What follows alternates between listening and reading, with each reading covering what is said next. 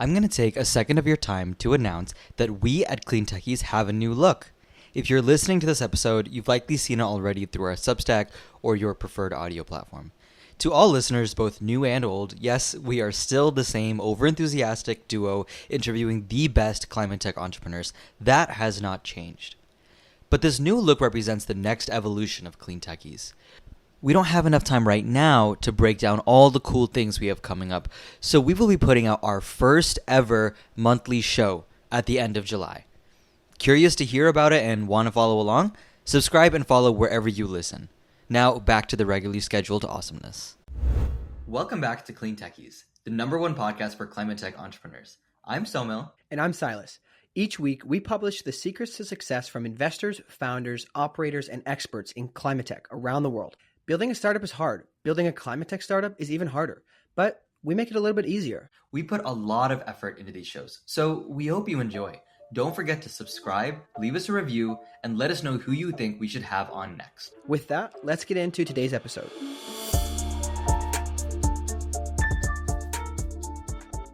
Today, we are so fortunate to be doing another deep dive into the world of sustainable building materials with Ben Christensen of Cambium Carbon. They are a very cool startup pioneering regenerative local supply chains for wood by converting waste wood into reusable assets for the lumber industry.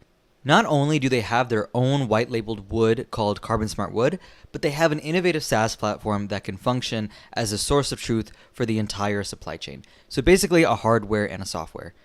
Ben and I have known each other for quite some time, and it was a blast to record this, to finally sit down and tell their story. For anyone who knows about timber, the main issue is the sourcing, availability, and supply chain cost of procuring it. So a solution like Cambium's is absolutely necessary to pushing the entire industry forward. I am so glad we were able to get this for you. Now, let's get into the goodness. Enjoy the episode. All right, Ben, welcome to the show. How are you? Doing well. Thanks so much for having me. Thank you for being on here. From your day job of saving the forests, this is a huge pleasure to have you on speaking on the podcast today. So this is super fun. Yeah, excited to be here. It's gonna be great. Yeah, amazing. Well, yeah, I know who you are, but the audience doesn't. So please don't leave us in suspense. Yeah, so I'm Ben Christensen, CEO and co-founder of a company called Cambium. We're all about transforming supply chains for materials in the built environment. What does that actually mean? Is we help source wood from salvage sources instead of from cutting down new trees and forests. Basically, and I'm sure we'll get into all of this, but we save fallen trees that were going to landfills or going to end up as mulch. We transform them into valuable building materials that can be used to build buildings, for furniture, for architectural elements. And our brand is called Carbon Smart Wood. And then we built out this technology platform that actually traces sort of the full piece of it. So we connect the sourcing to processing to logistics and then ultimately to the end customer. And so you've got a data layer that connects all of these dots, gives you really clear carbon data and pricing data across the supply chain. So you're a combination of sort of a supply chain software with really innovative approach to how do you retrofit waste wood to start with, and somewhat of a playbook that might be able to scale broader than that based on maybe a quick foreshadow you gave there. But let's start basic. Why did you start with wood, and I guess specifically here, waste wood in the first place? Yeah, the story to coming to wastewood is interesting. So I grew up in wood. My dad's a construction worker, carpenter. We have a 3-car garage at my home that had never had a car in it. It was always filled with wood and all kinds of different tools. And so I spent a ton of time in that space growing up. And I never thought about waste wood in any big way. I always felt like recycled material, salvaged wood was kind of this nice thing, a good thing, but a small thing. And then in grad school, I started to understand it more and more. And I recognized that this is actually a crazy big overlooked opportunity. And, from the sort of unmanaged forests, think city trees, the trees around cities, there's about 46 million tons of material that comes out of there every single year that is currently being wasted. So there's this gigantic amount of wasted material in the US and nobody's really solving it. And so started really clicking on this idea. One day I was at a local sort of waste yard. So was at a place where people bring logs to then dispose of them, to turn them into mulch, or a lot of that ends up being sent to landfill. And I was there, I was talking to the people, I learned about it. And then it was a hot summer day. I went over to the grocery store to, get something refreshing. And as I was walking in, there's firewood in front of the grocery store. And this was all in Albuquerque, New Mexico, where I grew up. And that firewood in Albuquerque, that was about a mile away from this big waste yard where we're throwing all this wood away. That firewood was from Estonia. And it just was like this real click moment where it's like, what are we doing? Like a mile away, we're throwing wood, we're shipping wood in from Europe. It doesn't make any sense. And that was sort of this moment that like really pushed me into diving in and just recognizing how big this problem actually is. And so that's the imported wood at a local fire store. It's that story. That's it. Nice. So I agree. It's equally mind blowing. You have something that's locally sourceable, which I know is a big thing for you guys. So we're going to get into that. And you're paying this premium for things that you don't need to pay a premium for, right? Which is so dumb. But going into a new supply chain, going into wood, I'm sure you, having grown up with it, had a certain understanding of it, and then you enter a logistical nightmare of what is supply chains in this world. So I kind of want to set the scene of, from your experience now being a founder in the space, what are the major challenges within, lumber, timber, and moving it around? Yeah. Couple of key challenges. One is that it's heavy. So this is a material that is big and it's heavy. And so that means transportation costs really matter, and how you move it really matters, both from price, but also really from a carbon impact perspective. The second that's a really important dynamic is that it's a really complicated and fragmented industry. And, I think we often think about wood as just something that sort of exists. It's a card in Settlers of Catan, or it's just like part of a table that, we sit at.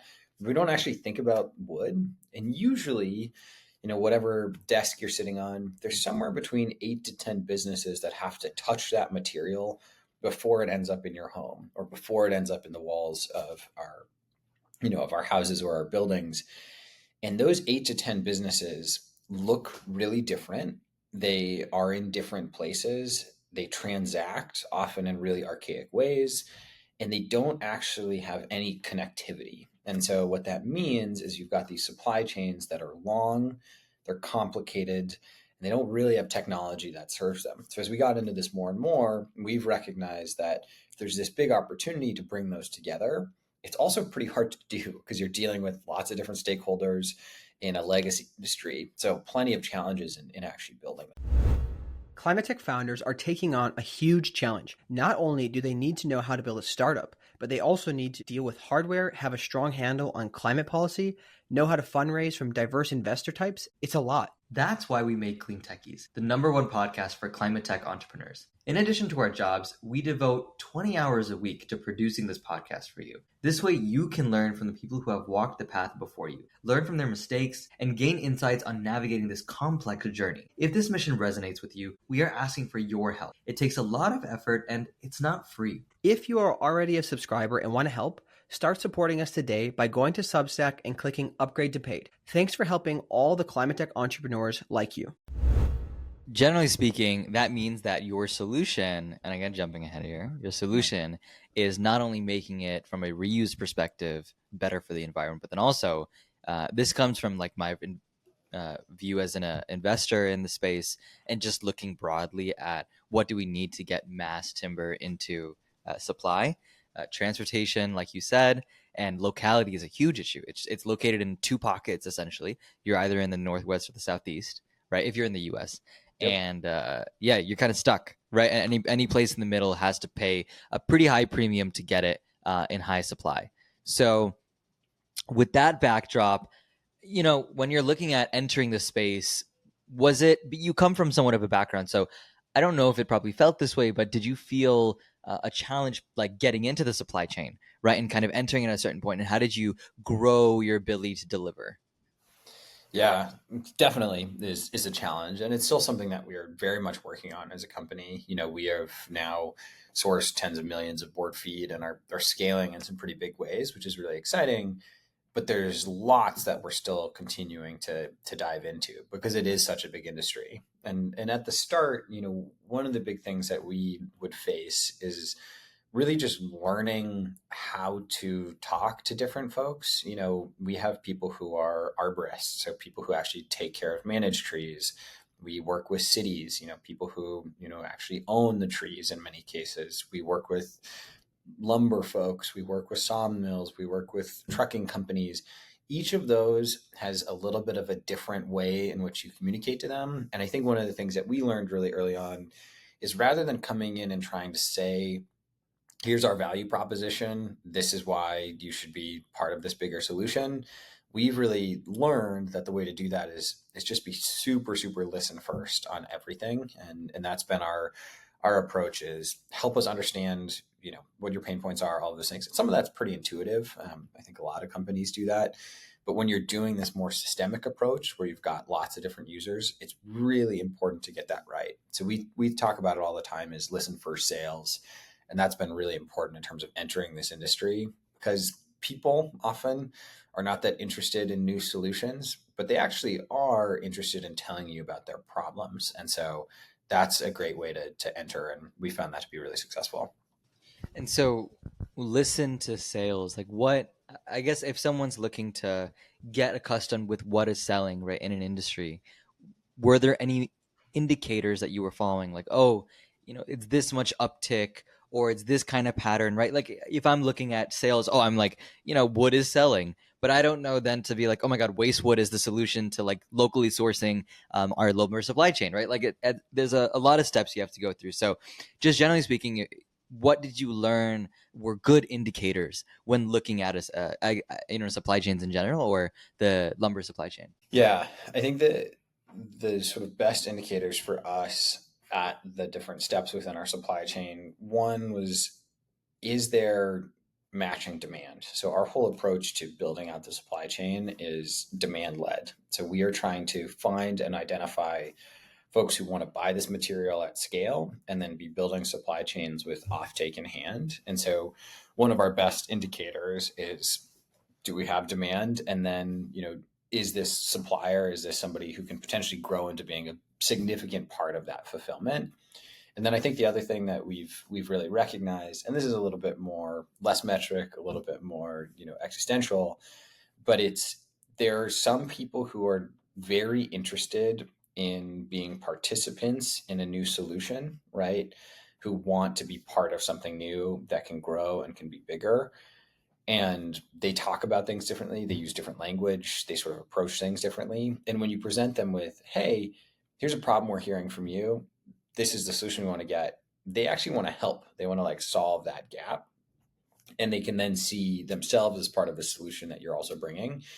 And so that's something we actually end up looking for a lot in sales, is, do people have the sort of ability and are the interest to be participants in a bigger solution?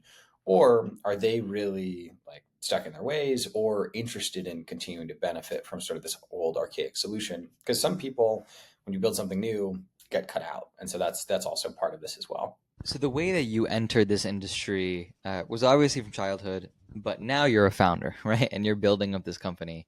Um, and I think the actual way that you go about building up your sites is very unique. So we'll get into what that means, but I'm sure at some point you're probably figuring, what is the way that I want to solve this solution. You eventually decided with, sort of a founder venture-backed operating model. But how did you decide in the first place, like, hey, like I'm gonna say screw any form of certainty and risk my life on making trees locally available, right? Like, how did you go about that?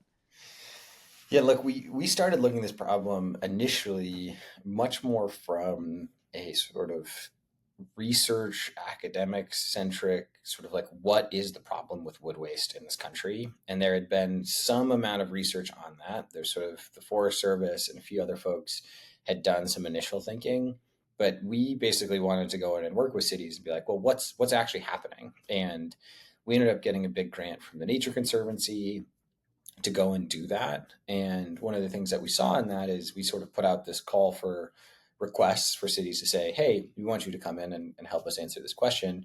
We had like 35 cities apply to be a part of it, and big major cities. And we were really surprised. We're like, wow, actually, this is something a lot of cities are thinking about in a way that we thought maybe a few were thinking about. So that was validating. And then as we got into it, as we started to actually understand, as we did these biomass utilization assessments and looked at like where are the trees coming from, where could they go, we recognized there's actually pretty decent infrastructure in and around these cities to start using way more of that material. And so then we were like, okay, great. Let's go like understand those people. Like why aren't they? It doesn't make sense. We thought that was because they couldn't access the material. Our initial thinking was like the problem in this supply chain is connecting source material to processors. As we got into the processors, what we actually recognized is that the problem was that the processors didn't have consistent offtake. So they wouldn't take in more material because you're not going to take in something that you can't sell when you're a small business owner. And so what we recognized is we were like, oh, if we can create consistent offtake, then we can pull through this salvage across the supply chain. And the way to really create that consistent offtake is by creating, better technology. And so that's essentially how we ended up approaching it and sort of learning through that process. That is really cool. So, making sure I understand the issue in the supply chain is the availability of supply is, there. You can solve that issue, but they're looking at it from more of like a downside protection point of view, which is I don't want to run the risk of making material that I can't sell. Right. So, how do you? Let's continue down that thought process. How do you guarantee offtake? Essentially, how do you maybe risk your own balance sheet, house, and home to guarantee their output? What is the process there? Yeah. So what it really meant was changing and bringing in bigger customers. And, for us, the way to do that is to create a better product. And that means a more resilient supply chain, a more price competitive supply chain, and then ultimately one that has better brand value. And that's kind of easy in the lumber space because there's no brands in lumber, right? And there's this opportunity to take Carbon Smart, which is our brand, and Carbon Smart Wood, which is our material, and bring that into these big buyers. So large architecture firms, large developers, large corporates. And what happens is then we start using them, we start, getting plugged into lots of different projects. And what that leads us to is big consistent demand. And then that's how we bring it to, the actual supply chain where we say, hey, we actually want to buy this. We don't want to buy it once. We want to buy it every month from you. And then what that means is they start sourcing it and then they're like, oh, great, I can invest in this next piece of equipment because I've got consistency rather than sort of, a highly variable customer base. And so that's been a big part of how we're trying to change the dynamics within the market and production chain overall. Is a consistent source of material not normal? Is that not the normal operating model? What is happening largely today, so if we think kind of about the three steps, right? You have to source the material. You have to like salvage it from somewhere. You have to pull it out of the waste stream. You have to process it. You have to take that log and turn it into a board, into a finished good, and then you have to sell it to somebody. At that log processing step, what largely has happened in our country is people who were actually salvaging that material were largely selling it kind of onesie twosie, more to homeowners or high end builds, which are they're variable. Like you can make somebody a really nice conference table, but they don't keep buying conference tables. They like buy one and it lasts them 40 years, right? And so your customer recurrence is super low there. And so that's where we're shifting that clientele from, hey, you're doing kind of a smaller group to these big, large, consistent orders. And then that really changes the business dynamics of the supply chain. And we've been talking about how you've been making the supply chain work, but let's also take a step back. Why, we'll assume that everyone here isn't a carpenter by trade, right? Like, why is waste wood even valuable in the first place, right? Like, what about it makes it a sort of a supply chain revival mechanism? Yeah. Well, wood is wood in many ways. And so you can use this wood for almost any application that you're using wood that was cut down in a forest for. And I think the important thing is to recognize and kind of answer the question like, why? Why is this waste wood? If you can use it to do something beautiful with it or to do the same thing you would, a virgin tree, why is it wasted? And the short answer is that the lumber industry has been optimized for scale and for a regional approach that is very focused on trees in forests.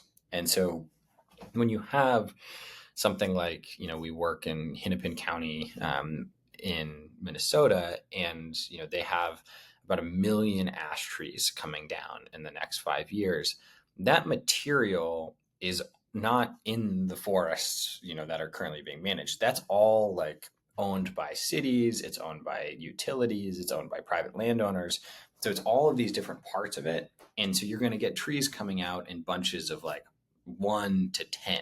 And so it's not high enough volume that the traditional industry would take it. So the wood is great, really high quality material, but there's no way to sort of connect that into these really high volume plants. And so that wood then just ends up being wasted, sort of mulched on site, which is really bad from a carbon perspective, sent to landfill, which is really inefficient. And so there's this big gap in terms of why that material isn't being used today. I lost your audio. No, you're good. That was on me.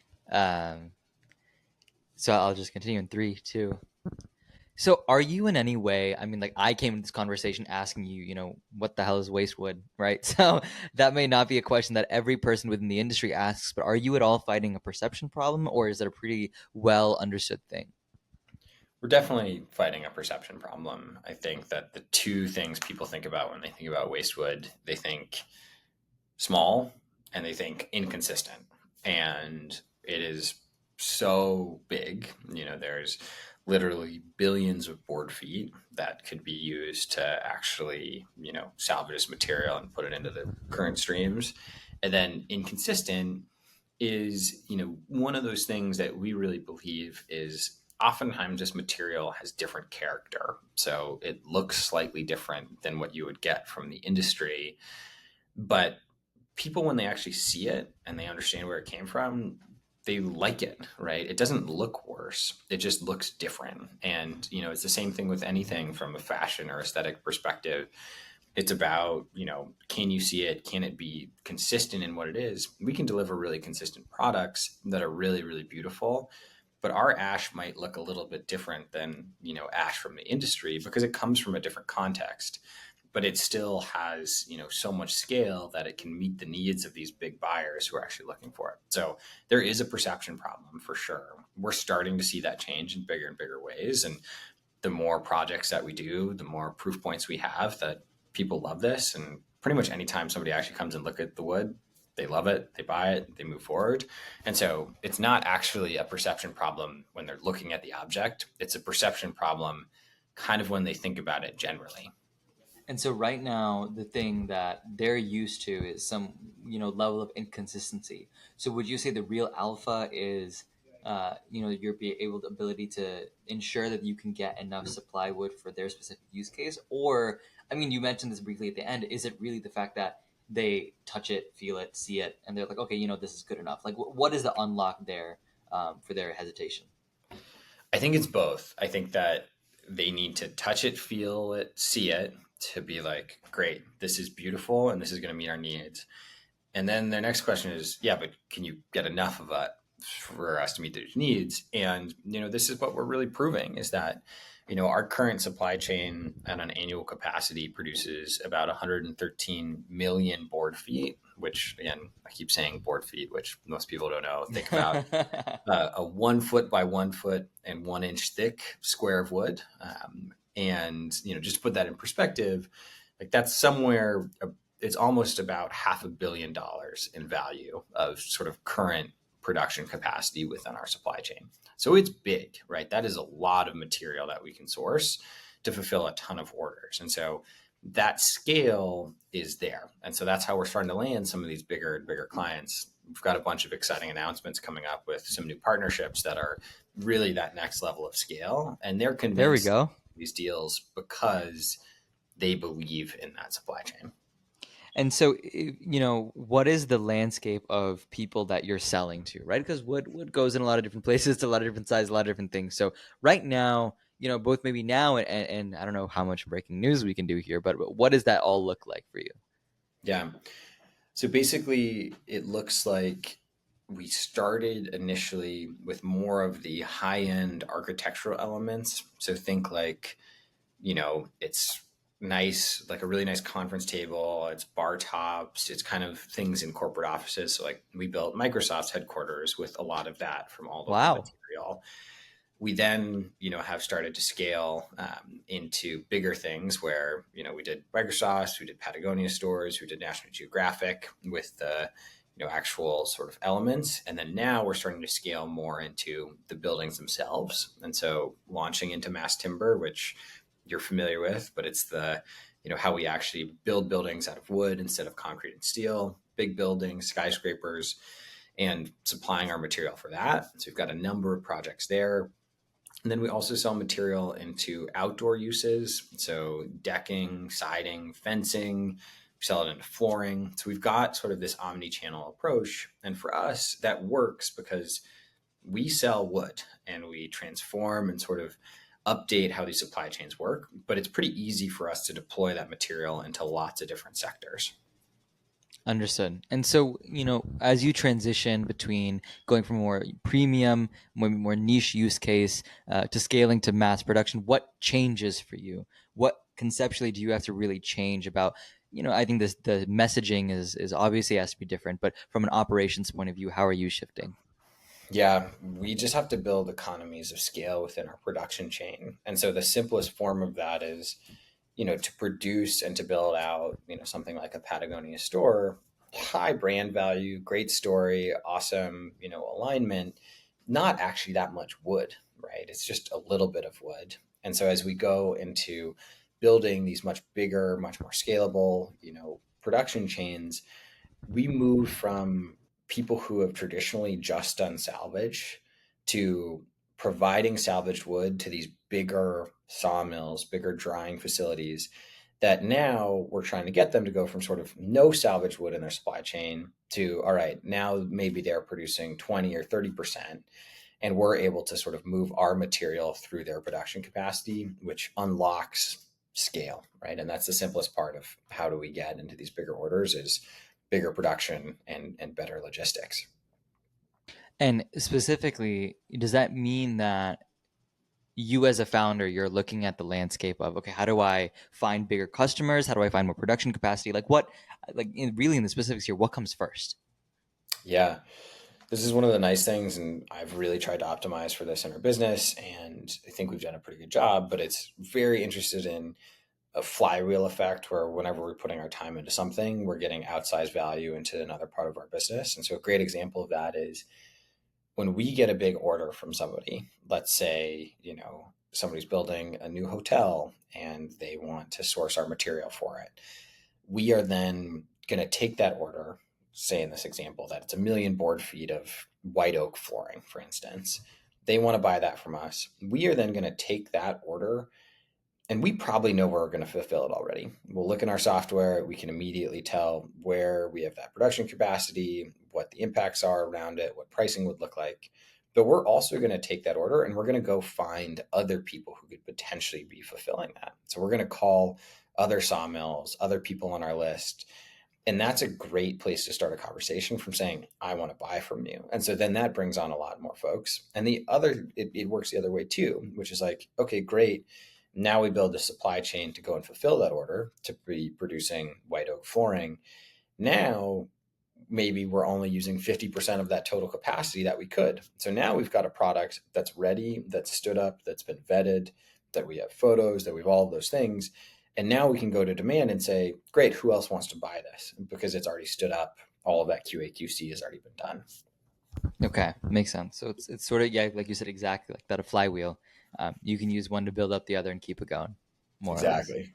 Nice, nice, man. I mean, so if I'm looking at retrofitting waste wood, right, and giving it back, do you guys feel like you're the first to the market? Is there some set of like competitive landscape here? Like you said, there aren't wood brands, right? I'm not looking for wood brand influencers right now, but what is established in the industry and what are you kind of competing against? Yeah. We're first movers in the sense that we are the first ones to be aggregating all of this together and really be bringing salvage material to the national market. We are competing with the existing players, the incumbent folks who are, cutting down trees and forests and then sourcing that material. We're also seeing a good bit of innovation and new growth in some of these other circular models. But for us, we're really the platform. And so if somebody's building better technology to actually source that material, that's great, right? So there's a company like Urban Machine that helps make it easier to deconstruct buildings. That's amazing. They're not really a competitive of ours because they're making the production chain more effective using robotics. And then that production chain is really what we stitch together and then sort of sell. And so we are seeing more and more of that type of innovation, which is great. And, we're really trying to sit sort of cross-cutting. I'm muted again. Or I can't hear you. No. Can you hear me? Can you hear me now? Yes. Oh, okay. Sorry. I don't know. That big mic issue there. Okay. 3, 2. It's crazy that you call out Eric from Urban Machine because we were actually having him on right before this episode. So he'll be the episode right before yours, episode 190. So this is a crazy coincidence. Yeah, there's so many cool companies in the space, and like you said, being able to be somewhat of the supply chain navigator means that you can partner with a lot of people along the supply chain, and it sounds like there's ample demand, ample places for this wood to go. I remember hearing that the amount of wood that we're expected to have by 2050, or the demand for it is astronomical, right, compared to where we are now. So definitely a need for making and localizing our supply chains. We've kept this pretty general to the actual supply chain technology, the specific thing you're working with, but you have a really unique way that you engage local communities in setting up your work as well, right? So can you talk to me a little bit about how you think about setting up new sites and what that process looks like? Yeah. So fundamentally, our company really does a few things, right? We are trying to create the market for this material using our brand, Carbon Smart Woods, and facilitating those contracts, getting buyers excited. We really build technology. So our technology services the needs of producers, sourcers, folks who are actually in the value chain to help them manage their inventory and run their own businesses. And then we also really try to create the enabling conditions to connect more of the source material into the processing. And so in that part of our model, what we really do is we help cities, counties who have a lot of wood waste start to use it and help them sort of build out infrastructure to actually scale. So we've worked with the city of Philadelphia and a local workforce development program to help build the first reforestation hub, which is kind of our circular model within cities, where the city was spending a lot of money disposing of material every single year. Instead, they've now invested, and we've helped them invest in a sawmill and kilns and capacity to actually take that material and turn it into something useful. And then we partnered with a local workforce development organization to really focus on workforce development and jobs creation, where got mostly folks with barriers to employment who are then getting that training on site. So what does that actually mean? It's you've had this waste problem previously. Now, instead, you're using it, you're saving taxpayer dollars. You're also then getting, real revenue that can help create your city and help reinvest in city growth. And you're doing a lot of jobs creation. So all of that is part of our circular model. And then the last piece of that is we're very focused on how do we get more trees in cities rather than less. And so how do you create sort of those partnerships with people who are doing tree planting as well and help connect in that circular model. So ultimately the goal is to have more trees in than the trees that are coming out. That's super cool. And all of it sounds, fantastic, right? The ability to engage with local workforces. A lot of these local workforces can also make sure, like you said, to focus on disadvantaged communities and engaging with people who come from the places where these sites are located, which often are, low income communities, if depending on where you are, right? So there's a lot of economic development incentives there and potential there. It all sounds fantastic, but I'm wondering, taking such a local and community focused approach, my obvious thing is how does that scale? How do you think about that scaling? And I'm sure as you went to the market and tried to raise, a lot of people might ask, is this too ASTA heavy? How do you cooperate with the timelines? And so I'm kind of throwing that question onto you as a rather rude investor might ask, like, how do you think about this local approach as you scale? Yeah. Our whole goal and one of my fundamental beliefs is unless you're creating a better product, you cannot actually win. So we have a way better product from an environmental perspective, but it has to also be better from a pure sort of like business perspective. And what that actually looks like for us at scale is creating the same type of efficiency, resilience, and then ultimately price point that allows us to compete with, traditional industry. And the way that we do that is by having lots of optionality within our supply chain. And what that means is we've got over 300 different, producers and manufacturers, on our platform today. And so when we're actually sourcing that material, we have a lot of options on how we do that. And as those supply chains start to level up, as those businesses get bigger and better, we're able to source from more and more of them.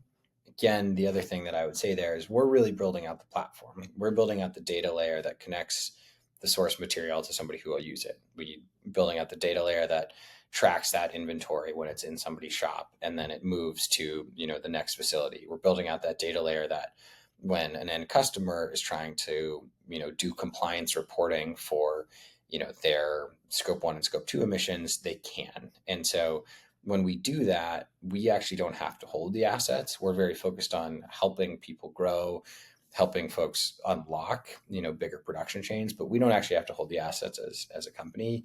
We're really trying to be, sort of the data layer that unlocks this much bigger market. Interesting. So, how do you balance that with? I mean, if you're essentially growing a software product, and I wouldn't know if I would call it a hardware product, but let's say a supply chain logistics solution, right? At the same time, how do you balance that? You're trying to grow maybe a more asset light model, but at the same time, the core to that is developing this hardcore, white labeled solution. How do you balance that? Yeah, I mean, we talk about it as, we build digital supply chains for physical goods. And what that means is, we facilitate and make it really easy for somebody who's purchasing material to do that, and to do that at scale and to do that really efficiently. We don't actually need to go in and build a whole bunch of new sawmills. What we do need is we need to help organize, connect the dots a lot more efficiently within production chains and to improve transparency, transform where that material is sourced. And so when you do all of that, if you can control the offtake, you then can control the processing and you can then control the sourcing. And so that's sort of the core of our model and how we're driving adoption there. Okay, that makes sense. And I feel like that's a really cool way to balance the software versus the. I wouldn't even call it hardware. I'd call this like a sort of like a supply chain logistics solution, right? Exactly. Something like that. It's super cool, man. We've gone through everything except for you guys as a team, except for you guys as people. So, how did you, Theo and Marissa, did you guys all start together? How did you all come together around this? Yeah, I started working on it a bit, kind of was, pulling apart the solution. And, I had always talked about starting a business with Theo. We've been best friends since we were 9, have had lots of different ideas throughout the years. And we do a lot of things together. So we built a relationship where we do very intense things. We're ultra runners. We spend a lot of time in really intense outdoor environments together. And so we know how to go through hard things in effective ways. And so called him, he jumped on board. Marissa and I were in grad school together. She was, one of the most brilliant people I'd ever met, and took some convincing. Took me a little bit of time to get her, excited about and sort of over the hump on all of the questions that she had. And especially in the early days, I did not have the answers. And so she made me really have the answers to those questions. And once they were there, she was all in and has been, such a spectacular part of our co-founding team. And so we started, together on that, and now have brought in a set of experts and people who are way smarter and way better than we are and have a lot more experience in all of these different parts of our business. And so that type of team where we've got really deep lumber experts, we've got supply chain SaaS experts, folks from everywhere, is pretty diverse. It's a pretty unique team, but I think we index pretty high on knowing what we don't know, and having a real mentality of how do we come together and solve things around that. So it started with co-founders, but it's got a much bigger group now who's making it churn. That's amazing. And one thing I wanted to ask, this is you get this impression from looking at your team that if you look at the normal profile of people who are generally working in, construction tech, supply chain logistics, you have industry operators, oftentimes people who have built and sold businesses within construction or supply chains, switching into climate or switching into some sort of like digitally enabled solution.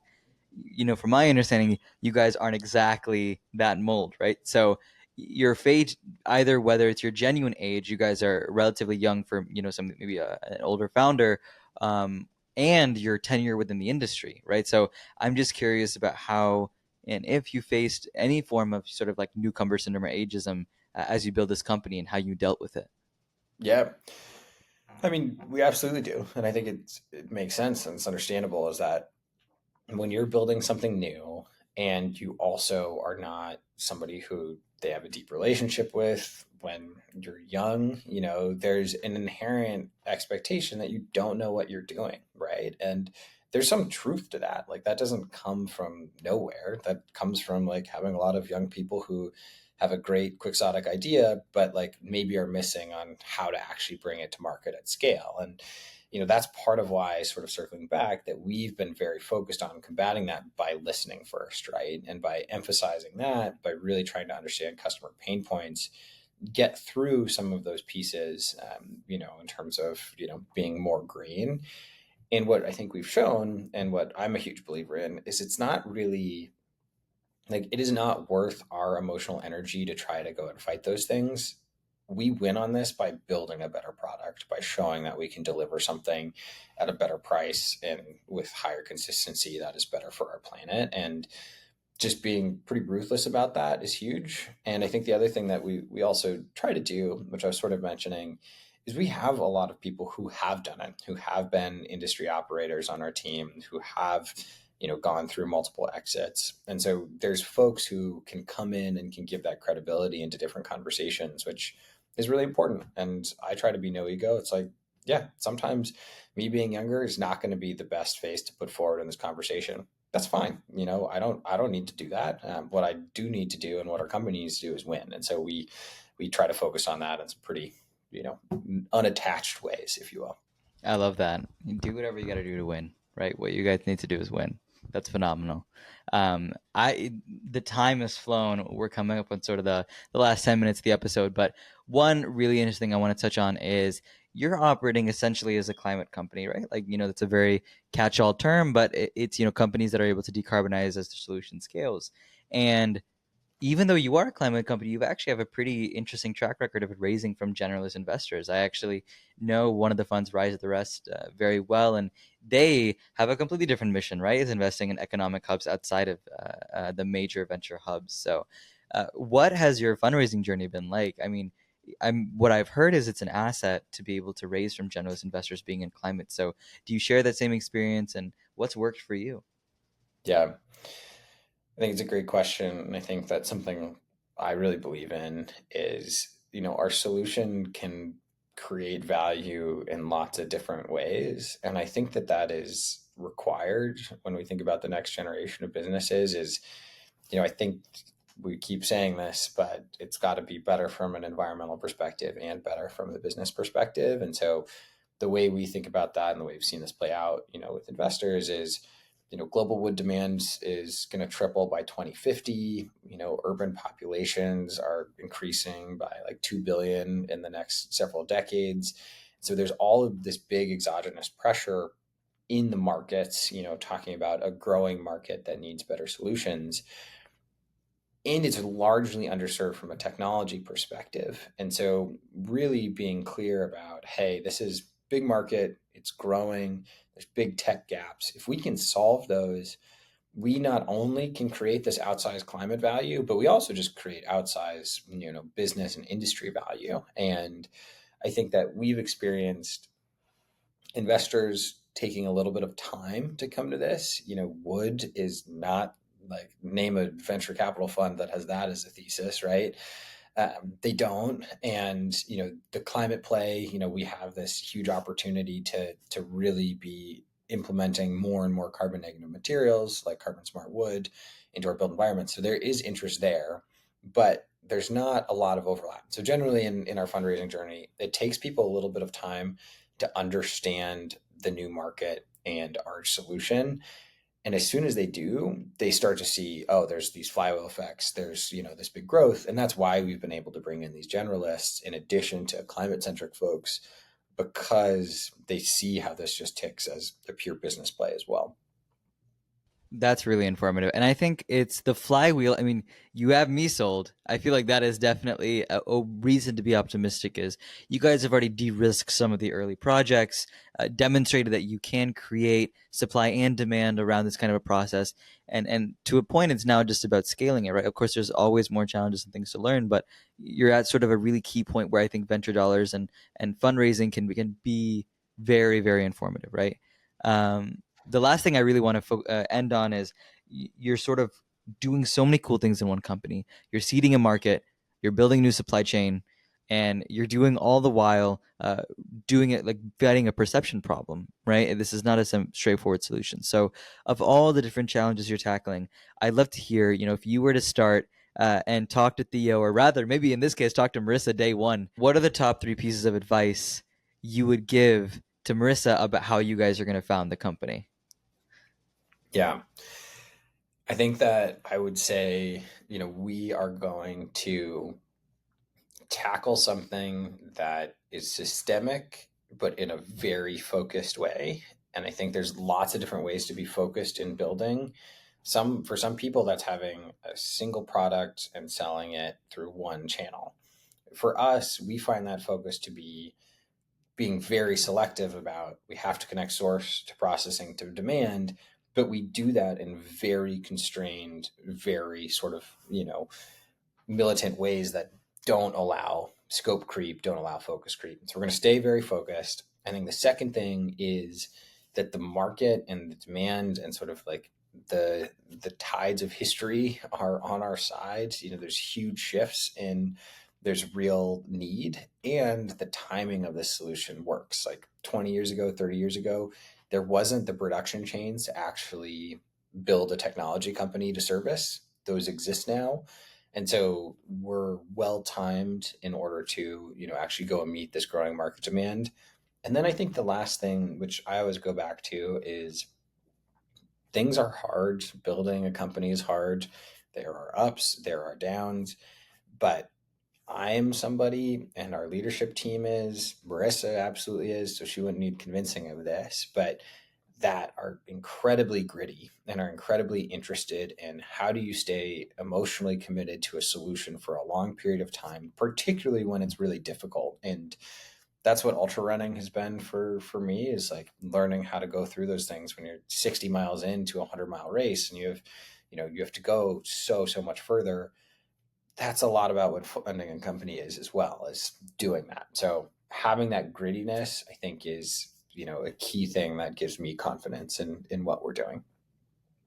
Amazing. Well, Ben, this has been a huge pleasure. This has been a super fun episode. I feel like I understand so much more about how you guys operate as a company, what your future is, and also why we should be paying attention to the flywheel that you're building. So this has been a lot of fun, man. I really appreciate you coming on. Thanks so much for having me. It's great to be here. Yeah. Before we lose you, where can the audience find you? Yeah. You can find us at cambiumcarbon.com or at carbonsmartwood.com if you're interested in looking at the material more directly. You can also find me on LinkedIn, Ben Christensen, pretty active there. I answer DMs, so always happy to chat. Amazing. Sounds good.